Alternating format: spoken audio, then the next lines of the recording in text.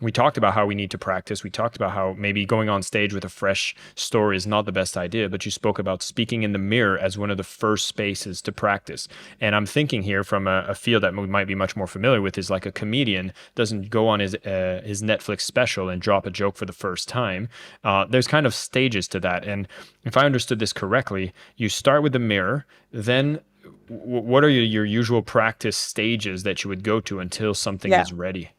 Yeah. So me, because I know the formula and what I now teach my students is I have a formula framework. I don't want you to do it the way I did it. I did it hard, right? My job is to save you time, save you stress, save you money, to help you turn years into months and months into weeks and decades into days, ideally, right? That's the power of community.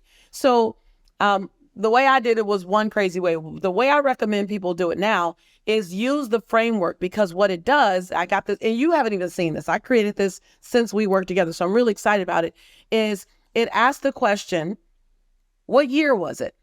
And you write that down. What was the weather like? And was it sunny? Was it foggy? What did the trees look like? Describe yourself. Now, this is a setup. This is a setup because if you fill out all of this stuff, the next one is, what happened that hurt you? What category was it in? Relationship, love, health, finances, mindset, self-belief, and you decide which one. What was the incident? How did you feel? Watch this. What was going on in your head when it happened and afterwards? My What God. did you learn?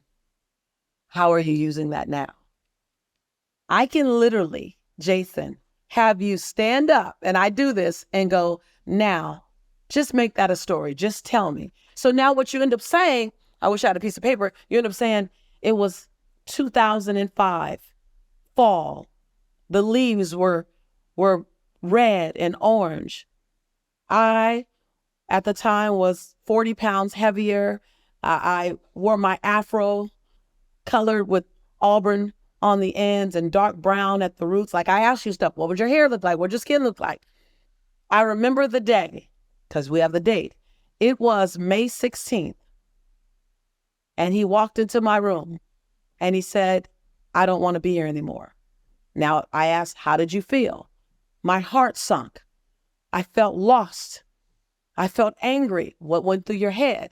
My head was spinning. What do you mean you don't want me anymore? We have a wedding coming up in 5 months. The invitations are out. My head was screaming, I'm going to be so embarrassed. So the way I create now and the way I invite people to create is fill out a framework so that you know you don't miss any of those things. And if you're listening to me, write this down.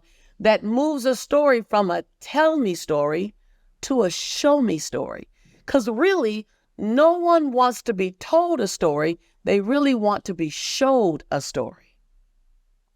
So nowadays, I follow my own stuff. I have to go back and do it the way I used to do it. I literally have these pieces of paper and I just go, oh, fill out the framework.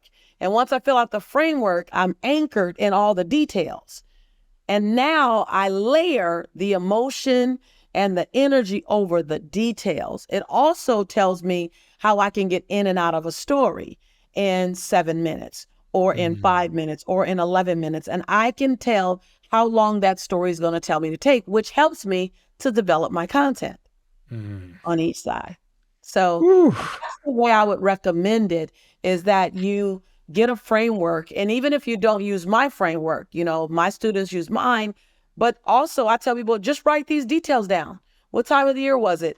What year was it? And then what time of the year was it? And then what was the weather like? What did you look like at the time? How much did you weigh? What was distinctive about you at the time? I had just had Jelani, so I was freshly 62 pounds over my natural weight. It just gives you a visual, right? So that's how I do it now. And Jason, it's important to create a story that's not attached to anything. Don't try to create a story for this content. Don't create a story for this content. Create the story because it's your story. How many stories do you have? Only about 20, 30 stories, and you don't need them all. Just find your best 6-pack. And then you'll be able to move those stories through your lessons by this other technique that I teach called the bridge. So the story doesn't need to attach to the content. There's this little, what we call a trim tab. A trim tab is the smallest part of a boat on the back of a boat, but when you turn the trim tab, it turns the direction of the entire boat, right? Or ship. So I call it the bridge. And this bridge is a connector between your story and your content. And then the bridge is another connector between your content and your story. And it allows your story to always be pure. Notice how my stories have never changed, no matter what message I gave. And you've never heard me give the same message twice, right? And yet you've heard me share the same story. It's because I always have a different bridge going in and out of it. Thank you so much for listening to the Selling with Love podcast. We have some previous episodes you can tune into right here. And if you prefer the short form content where you get to the point in under 10 minutes, we do have a ton of clips from our best episodes that are being shared on this channel as well. So pick which one supports you the most. And of course, thank you for liking, subscribing, and of course, selling with love.